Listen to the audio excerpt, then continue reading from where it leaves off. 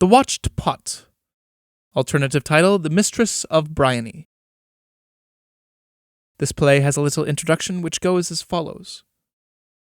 The Watched Pot was written in collaboration with Mr. Charles Maude, who has sent me the following account concerning the play. The circumstances of our writing The Watched Pot were, Mr. Frederick Harrison was very interested in your brother's original Watched Pot, but found it unsuitable for the stage, and brought Saki and myself together in the hope that our joint efforts would make it suitable. My share was shortening it, giving it incident, and generally adapting it for stage purposes. Saki used to write more as a novelist than a playwright. He and I used to have many friendly quarrels, as he was so full of witty remarks that it was cruel business escorting some of his bon mots. We always used to terminate such quarrels by arguing to use his axed witticism in our next play. Shortly before the war, Saki at last gave in on the question of plot, and we had practically completed an entirely new story, still retaining the characters which he loved so dearly and to which were so typical of his brain. The character of Hortensia Bavvel is from life, but the tyranny of her prototype was confined to her own family. She died many years ago. E.M.M. The characters of this play are Trevor Bavvel, Hortensia, Mrs. Bavvel, his mother, Ludovic Bavvel, his uncle, Renee St. Gall, Agatha Clifford, Claire Hennessy, Sybil Beaumont, Mrs. Peter Volpe, and Stephen Sparrowby, who are all guests at Briony. There's Colonel Mutsum, the youngest Drummond boy, William, page boy at Briony, and John, under butler at Briony. Act 1. Breakfast room at Briony Manor. Ludovic, fidgeting with papers at escritoire, left, occasionally writing. Mrs. Volpe, seated in an armchair right, with her back partially turned to him, glancing at illustrated papers. Mrs. Volpe, with a would-be fashionable drawl. So sweet of your dear cousin Agatha to bring me down here with her. Such a refreshing change from the dust and glare of Folkestone. And so unexpected. Her invitation took me quite by surprise. Ludovic. Dear Agatha is always taking people by surprise. She was born taking people by surprise. In Goodwood Week, I believe. With an ambassador staying in a house who hated babies. So thoroughly like her. One feels certain that she'll die one of these days in some surprising and highly inconvenient manner. Probably from snakebite on the terrace of House of Commons. Mrs. Volpe. I'm afraid you don't like your cousin. Oh dear, yes. I make it a rule to like my relations. I remember only their good qualities and forget their birthdays. With increased animation, rising from his seat and approaching her. Excuse the question, Mrs. Volpe. Are you a widow? I really can't say with any certainty. You can't say? With any certainty. According to latest mail advices from Johannesburg, my husband, Mr. Peter Volpe, was not expected by his medical attendants to last into the next week. On the other hand, a cablegram from the local mining organ to a city newspaper over here congratulates that genuine sportsman, Mr. P. Volpe, on his recovery from his recent severe illness. There happens to be a Percival Volpe in Johannesburg, so my present information is not very conclusive in either. Doctors and journalists are both so untrustworthy, aren't they? Ludovic. Could your Mr. P. Volpe be correctly described as a genuine sportsman? There was nothing genuine about Peter. I've never heard of his hitting even a partridge in anger, but he used to wear a horseshoe scarf pin, and I've known him to watch football matches, so I suppose he might be described as sportsman. For all I know to the contrary, he may by this time have joined the majority, who are powerless to resent these intrusions. But my private impression is that he's sitting up and taking light nourishment in increasing doses. How extremely unsatisfactory, Mrs. Volpe. Really, Mr. Bavvel, I think if anyone is to mourn Mr. Volpe's continued existence, I should be allowed that privilege. After all, he's my husband, you know. Perhaps you are one of those who don't believe that the marriage tie gives one any proprietary rights. Ludovic. Oh, most certainly I do. I'm a prospective candidate for parliamentary honours, and I believe in all the usual things. My objection to Mr. Volpe's inconvenient vitality is entirely impersonal. If you were in a state of widowhood, there would be no obstacle to your marrying Trevor. resumes seat at escritoire, but sits facing her. Marrying Trevor. Really, this is interesting. And why, pray, should I be singled out for that destiny? Ludovic. My dear Mrs. Volpe, let me be absolutely frank with you. Honored as we should be to welcome you into the family circle, I may at once confess that my solicitude is not so much to see you married to my nephew as to see him married to somebody. Happily and suitably married, of course, but anyhow married. The gist of the business is this. Like most gifted young men, Trevor has a mother. Oh, I fancy I know that already. One could scarcely be at the Briony for half an hour without making that discovery. Hortensia, Mrs. Bavvel, is not exactly one of those things that one can hide under a damask cheek, or whatever the saying is. Hortensia is a very estimable woman. Most estimable women are apt to be a little trying.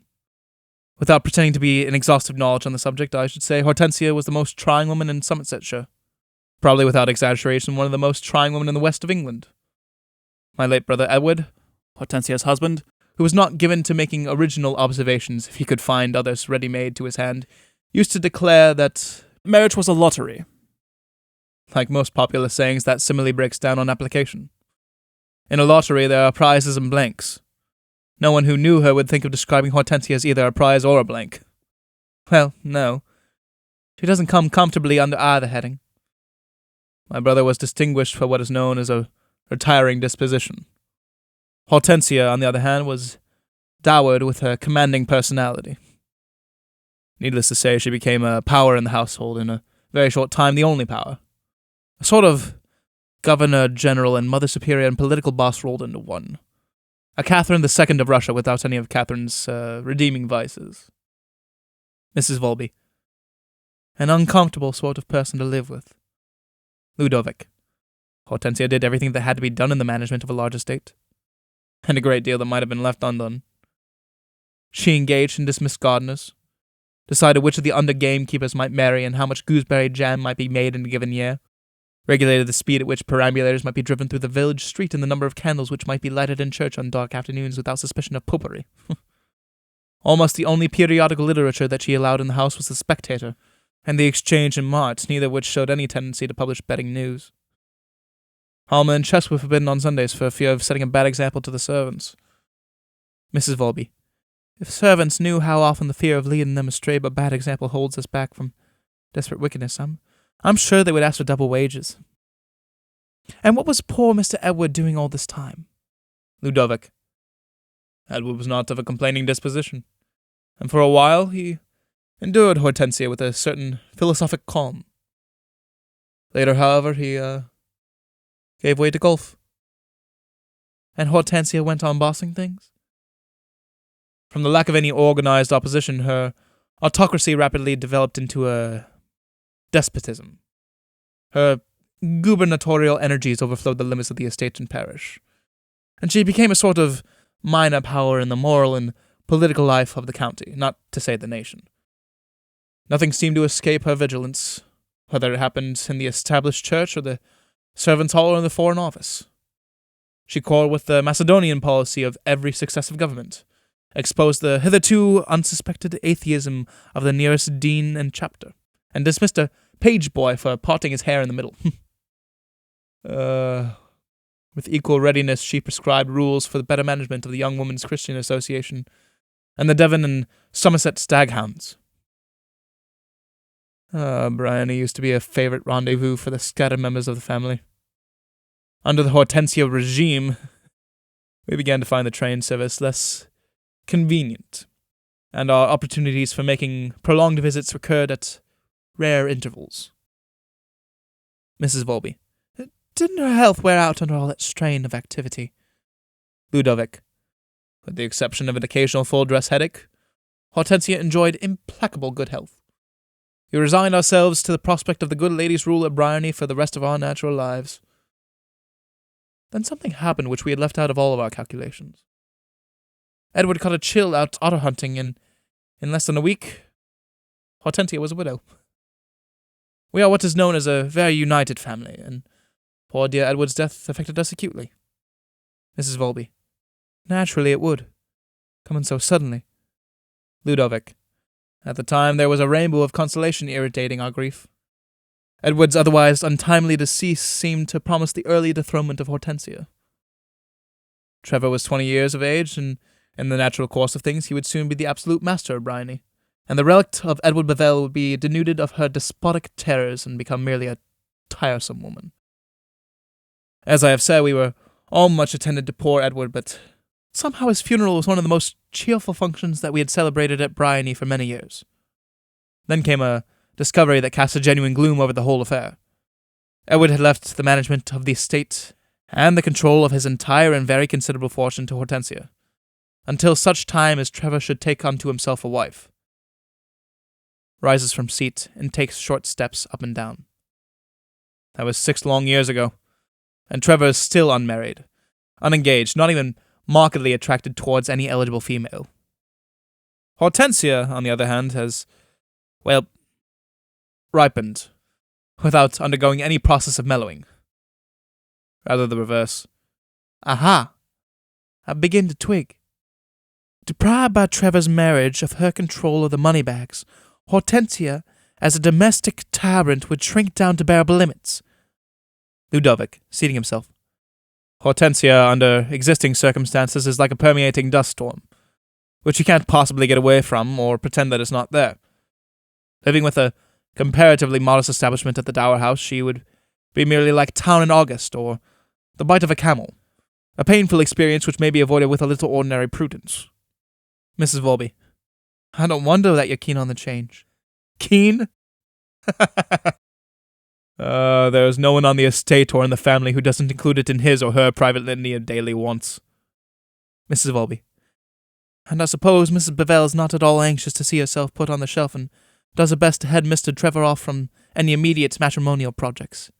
Of course, Hortensia recognizes the desirability of Trevor ultimately finding a suitable consort, if only for carrying on the family. I've no doubt that one day she'll produce some flabby little non-entity who will be flung into Trevor's arms with a maternal benediction. Mrs. Volby, meantime you haven't been able to get him to commit himself in any way. But perhaps his mother would break off any engagement she didn't approve of. Oh, no fear of that. With all his inertness, Trevor has a wholesome strain of obstinacy in his composition. If he once gets engaged to a girl, he'll marry her. The trouble is that his obstinacy takes the form of his refusing to be seriously attracted by any particular competitor. If patient, determined effort on the part of others would have been availed, he would have been married dozens of times. But a touch of real genius is required. That is why I appeal to you to help us. Mrs. Volby, I suppose Agatha considers herself in the running? Poor Agatha has a perfect genius for supporting lost causes. I have no doubt she fancies she has an off chance of becoming Mrs. Trevor Bavvel. I have equally no doubt that she ever will. Agatha is one of those unaccountable people who are impelled to keep up an inconsequent flow of conversation if they detect you trying to read a book or write a letter. And if you should be suffering from an acknowledged headache, she invariably bangs out something particularly triumphant on the nearest piano by way of showing that she is at least not downhearted. Or if you want to think of some complicated problem, she will come and sit by your side and read through an entire bulb catalogue to you with explanatory comments of her own. No. We are all very fond of Agatha, but strictly as a cheerful, inane sort of person to have about the house. Someone else's house for preference. Mrs. Volby. And what about Miss Hennessy? Oh, Claire. She's a rattling good sort in her own way, and at one time I used to hope that she and Trevor might hit it off. I think in his own sleepy way he was rather attracted to her. Unfortunately, she only pays rare visits here, and even that she has to keep dark. You see, she's the favourite grandniece of a prospective heiress of old Mrs. Packington. You've heard of Mrs. Packington? No, who is she? She lives near Bath, and she's fabulously old and fabulously rich, and she's been fabulously ill for longer than any living human being can remember. I believe she caught a chill at Queen Victoria's coronation and never let it go again. The most human thing about her is her dislike for Hortensia, who, I believe, once advised her to take more exercise and less medicine. The old lady has ever since alluded to her as a rattlesnake in dove's plumage, and has more than once, with her dying breath, cautioned Claire against intercourse with Briony and its inhabitants. So, You see, there's not much to be hoped for in that direction. Mrs. Volby. Awfully provoking, isn't it? What about Sybil Beaumont? Ludovic. Sybil is the one ray of hope that I can see on the horizon. Personally, she is rather too prickly in her temperament to suit me. She has a fatal gift for detecting the weak spots in her fellow humans and sticking her spikes into them. Matrimony is not reputed to be an invariable bed of roses, but there's no reason why it should be a cactus hedge. However, she is clever enough to keep that side of her character to the wall whenever Trevor is alongside. Mrs. Volby. And do you think she's got a good sporting chance with him? She isn't losing any opportunities that come along. And I'm naturally trying my best to drive the game up her way, but the daily round at Briony doesn't give us much help. We begin the day with solid breakfast business, and there are partridges to be tramped after, and Trevor takes his birds rather solemnly, as though it hurt him more than it does them, you know. In the evening, a solid dinner, and then bridge for such small stakes that even Agatha can't lose enough in a fortnight to convince her that she can't play. Then bed. Well, that's not a very promising program for anyone who's working a matrimonial movement. Couldn't we get up something that would supply a few more openings? Why not theatricals? Theatricals. Briony. You might as well suggest a massacre of Christian villages. Hortensia looks on the stage and everything that pertains to it as a sort of early door to the infernal regions. What about a gymkhana? Infinitely worse. The mention of a gymkhana would suggest to Hortensia's mind the unchastened relentlessness of the Anglo-Saxon grafted onto the traditional licentiousness of the Purple East. The very word gymkhana reeks with an aroma of long drink sweepstakes and betrayed husbands, and the usual things that are supposed to strew the social horizon east of Suez. Mrs. Volby. Well, I'm afraid it's hopeless. I give up. Ludovic, rising hastily from his seat. Dear Mrs. Volby, on no account give it up. I rely so much on your tact and insight and experience. You must think of something. I'm not a wealthy man, but if you help me to pull this through, I promise you my gratitude shall take concrete shape. A commemorative bracelet, for instance. Have you any particular favorite stones? I love all stones, except garnets or moonstones. You think it unlucky to have moonstones? Oh, distinctly. If you've the chance of getting something more valuable. I adore rubies. They're so sympathetic. I'll make a note of it. Writes in pocketbook. I gather that we're to concentrate on Sybil? Ludovic. Sybil, certainly. And of course, if there's anything I can do to back you up. Enter Claire and Sybil by door. Left back. No, I don't know that part of Switzerland. I once spent a winter at St. Moritz. Claire seats herself on couch right. Sybil takes chair in center stage. Claire. You needn't pretend you're discussing Swiss health resorts, because you're not. Mrs. Volby. Oh, but we are, Miss Hennessy. I was just saying Montreux was so... We're discussing Trevor and possible Mrs. Trevors. Mrs. Volby, it is our one subject of discussion here. Sybil. It's a frightfully absorbing subject. Especially for me. Claire. Why for you especially? Oh, well, dear. Ludovic. We did touch on the subject, I admit. And Mrs. Volpe has very kindly offered to help matters along in that direction if she can find an opportunity. Sybil. Have you had bad news from South Africa? Mrs. Volpe. Oh dear, no. My author is quite disinterested. Sybil. How noble of you. How do you propose to begin? Well, I was just suggesting a little departure from the usual routine of life here. Something that would give an opening for a clever girl to bring a man to the scratch. But it seems that Mrs. Bavvel is rather against any of the more promising forms of entertainment. Sybil. We've had the annual harvest Thanksgiving, but Trevor was seedy and couldn't help with the decorations. Mrs. Volby. Harvest Thanksgiving? Claire. Yes, it's one of our rural institutions. We get our corn and most of our fruit from abroad, but we always assemble the local farmers and tenantry to give thanks for the harvest. So broad-minded of us. It shows such a nice spirit for a Somersetshire farmer to be duly thanked for the ripening of the Carlsbad plum. Mrs. Volby. Is Mrs. Bavvel never absent at dinner parties or anything of that sort? A little impromptu frolic is sometimes a great success. Ludovic.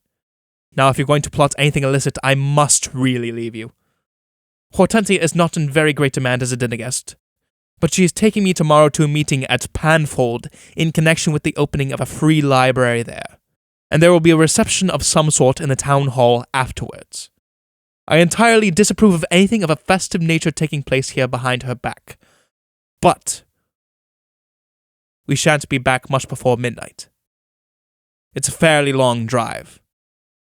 Understand, I entirely disapprove. Gathers papers and exits door left front. Sybil. This threatens to be rather sporting. What have you got up your sleeve? Mrs. Welby. Oh, nothing. Only why not beat up your men and girlfriends at short notice and have a Cinderella? There's a lovely floor in the morning room and a good piano, and you could have a scratch supper. Claire. And how about the servants? Are we to beg them all individually to hold their tongues about the affair? Mrs. Welby. Oh, of course Mrs. Bavvel would have to know about it next day. Claire. It's very well for you to talk like that. You're a comparative stranger here, and I dare say you'd find a certain amount of amusement in the situation. Those of us who know what Hortensia is like when anything displeases her, well, it would simply be a case of Bradshaw at breakfast and a tea basket at Yeovil. Mrs. Welby. But then we're playing to win. It's a sort of coup d'etat. With the fun and the excitement of the dancing and the music, and of course the sitting out places, and above all the charming sense of doing something wrong, the betting is that Trevor will be engaged to one of you girls before the night's out. And then the morrow can be left to take care of itself. Sybil. It sounds lovely. I'm horribly frightened of Hortensia, but I'm game to get up this dance. Claire. Coup d'etat is a wretchedly messy thing. It's as bad as cooking with a chafing dish. It takes such ages to clean up things afterwards.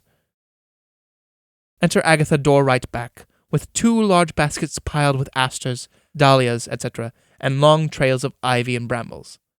Agatha. Hello, you idle people. I'm just going to arrange the flowers. Puts baskets down on escritoire. Sybil. Are you? Why? Agatha. Oh, I always do when I'm here. Begins slopping flowers and leaves about in inconvenient places. Mrs. Welby. We're plotting to have a little impromptu dance here tomorrow night. Agatha, spilling a lot of dahlias over Mrs. Welby. Oh, you dear things, how delightful! But whatever will Hortensia say? Sybil. Hortensia is opening an ear hospital or free library or some such horror at Panfold, and won't know about it till it's all over, and then it will be too late to say much. Claire. I fancy you'll find that Hortensia's motto will be better late than never. Agatha. Oh, I fancy she'll be rather furious. But what fun all the same. But who will we get to come? Sybil. Oh, we can get 9 couples easily. There's all the Abington House party, there'll be dead nuts on it. And Evelyn Bray plays dance music like a professional. Agatha. What a lovely joke. I say, let's make it a fancy dress affair while we're about it. Sybil. Oh, let's have fireworks on the lawn and Salome dances and Looping the Loop performances. Agatha. That's talking nonsense. The fancy dress is so easily managed. I went to a ball in North Devon 3 years ago this summer, and it was all done at a moment's notice. A dress of some soft, creamy material with roses in my hair and a few sprays of flowers round the skirt. I've got the dress with me somewhere, and it won't need very much alteration. Sybil. It will only want letting out a bit at the waist, and you can call yourself St. Martin's Summer. Agatha. How dare you say such things? Really, you're the most spiteful-tongued person I know. I think you should better go as an east wind. Sybil. My dear Agatha, I'm not one of the babes in the woods, so I wish you'd stop covering me with leaves. And don't let us start quarrelling. Of course you're as jumpy as a grasshopper at the idea of this dance. And I suppose you flatter yourself that you're going to pull it off with Trevor. Because a man has refused you twice, there's no particular reason for supposing he'll accept you at the 3rd bidding. It's merely a superstition. Agatha, furiously. You utterly odious fablemonger! I suppose it's considered clever to say ill-natured, untrue things about people you happen to be jealous of. Mrs. Welby. My dear girls, don't waste time in a sparring match. There's no sense in quarrelling when we want to get our little scheme started. Sybil. I don't want to quarrel. I'm only too ready to be accommodating all round. If I do chance to land a certain eligible individual in my net, I'm quite willing to turn my second-best prospect over to anyone who applies for him. Quite a darling with a decent rent roll and a perfect martyr to asthma. Ever so many climates that he can't live in, and he'll have to keep on a gravel soil. Awfully good arrangement. A husband with asthma that has all the advantages of a captive golf ball.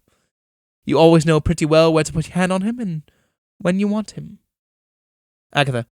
But if I had a really nice man for a husband, I shouldn't want him to be able to come with me wherever I went. Sybil.